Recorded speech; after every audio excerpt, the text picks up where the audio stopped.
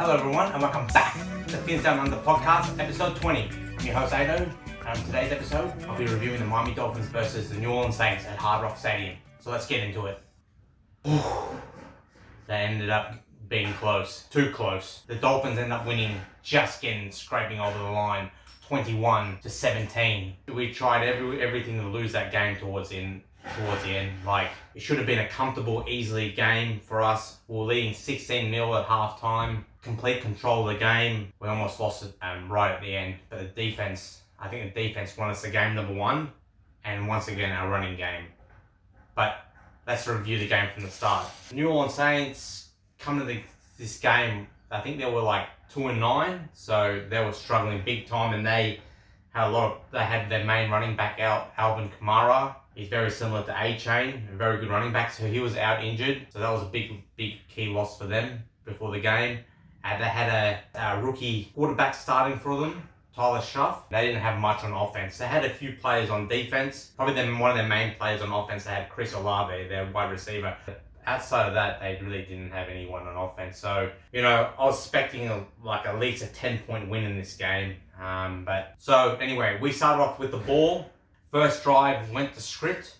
We mostly ran it down the field. A-Chain capped it off with a nice touchdown run. And we went 7-0 up early, and I thought, beautiful, great start, and hopefully more to come. But it was a struggle from there. So we kicked the next 3 field goals to go up 16-0 at halftime, and our defense was really playing well. I think we limited the Saints to 0 points at halftime. I think their first 3 possessions, they went 3 and out, the New Orleans Saints. Our defense was killing it in this game. Our running game was really good. We were controlling the game, looking comfortable. Our passing game is still no good. We had D. Waller come back in this game, our tight end. He had a couple of nice receptions in the first half, but Tua was struggling big time. It was inaccurate, sitting duck. I repeat the same things each week. He's just got no more. I don't know what's happened to his mobility, but he can't run anymore. And his passes have just got no venom behind it. They've got no power. They're just, once again, he's 1 interception in the first half. He throws it to a 2-on-1. And Jalen Waddle's not the biggest wide receiver. I think he's about 5'10", and he just throws it up there, a lollipop of a pass, and one of the Saints defenders just makes an easy catch on it.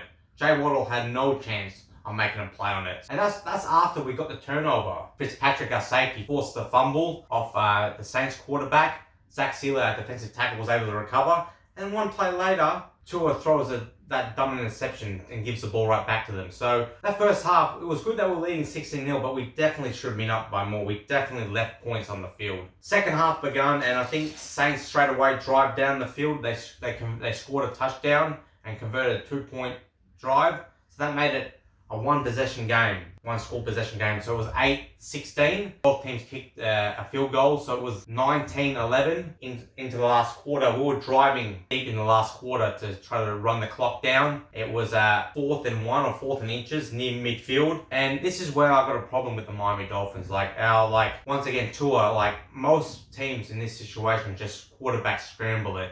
They just need an inch or a yard. They just get behind their quarterback and push them, whatever you want to call it, quarterback scramble it. But we can't do it with Tua because he's too small and fragile, and he'd probably get hurt if he went for a quarterback scramble.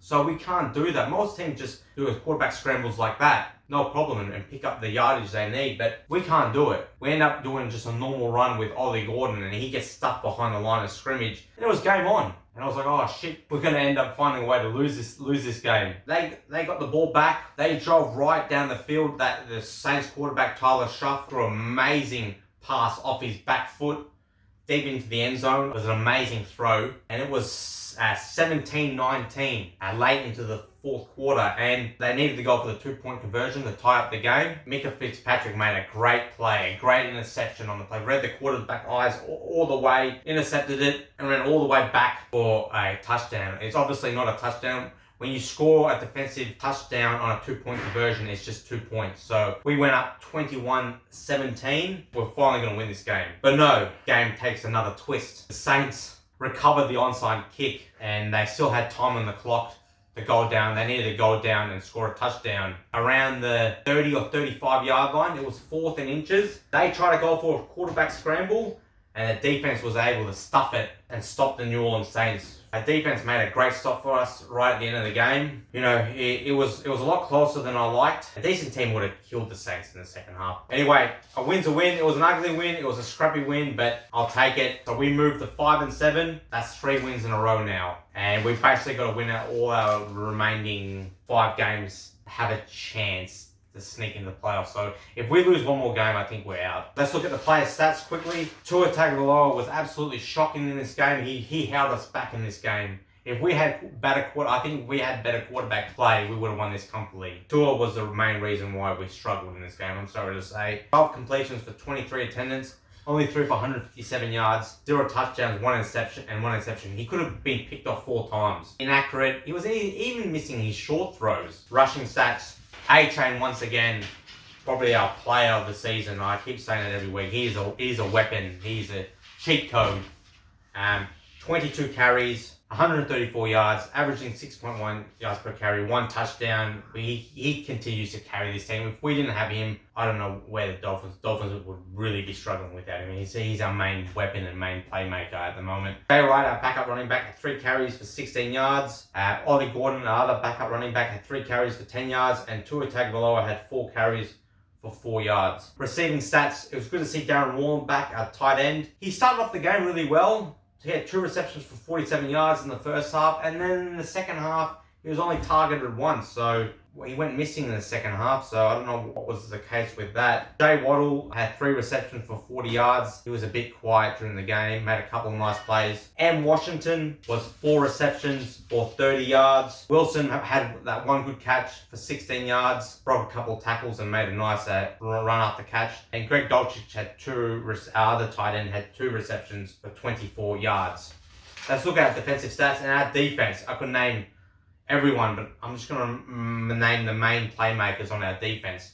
Jay Brooks, our linebacker, he's probably going to go to the Pro Bowl. He's having a sensational season. Leads the NFL in tackles. He had another monster game. 6 tackles, 6 assists, 12 tackles overall. Ashton Davies, our safety, had 5 tackles, 1 assist. Rashawn Douglas was back in the lineup after missing a couple games. 4 tackles, 2 assists, that 1 interception. He almost went all the way with that interception. If he would have broken that tackle, he would have ran it all the way for a touchdown. Fitzpatrick is having a solid season. Our safety had another great game. Probably our best player on defense for us in this game. He was everywhere in this game. He had 4 tackles, 3 assists. He had one sack, 1 forced fumble, and 1 interception on that 2-point conversion. So big game by Fitzpatrick. Malifonwu had 4 tackles, 3 assists. T. Dodson, our other linebacker, had 4 tackles, 4 assists. Chop Robinson had 2 tackles, 3 assists, 1.5 sacks. So it was good to see Chop have a decent game. Zach Sealer, 2 tackles, 1 assist, and he had that fumble recovery. Bradley Chubb is having a decent season for us. 1 tackle, 2 assists, 1 sack. And Zeke Biggers, our 7th round rookie defensive tackle. He had a good game last week and he had another solid game for us against the Saints. He had 0 tackles, 1 assist. It was good to see him playing well and getting some good game time. Let's look at the overall team stats. Miami total yards. Miami Dolphins had 298 and Saints had 294, so that was pretty similar. Passing yards. We only threw for 134 passing yards. New Orleans Saints passed for 213 yards. Rushing yards, 164 yards, and most of those yards come from A-Chain. And we kept them from under 100 yards. They only rushed for 81 yards. Yards per play, we were 5.1 yards per play. They were 4.3 yards per play. First downs, we were 16. They had a bit more. They had 20. Third down efficiency, we were 4 from 12, so we weren't good on third down. Under 50% conversion rate. They were 4 from 12 as well. Fourth down conversions, both teams were 0 from 1. Total plays, they had a bit more. We were 59 total plays. They were 69, so they had 10 more total plays than us. Sacks allowed. Both quarterbacks got sacked 4 times. Punts. There was a punter fest in this game. 10 punts overall. We had 4 punts. They had 6 punts. Penalty yards. We're pretty disciplined. We only gave away throughout the game. We only gave 3 penalties for 15 yards. They gave away 6 penalties for 45 yards. Fumbles lost, we had 0. They had that 1. Interceptions thrown, we had 1. Tua had that dumb interception. He just threw it up there. They had basically 2 interceptions. One was from Rashawn Douglas, who almost returned it to the house. And Micah Fitzpatrick had that important. That 2 point was. That 2 points ended up being important 2 points for us off the 2 point conversion interception.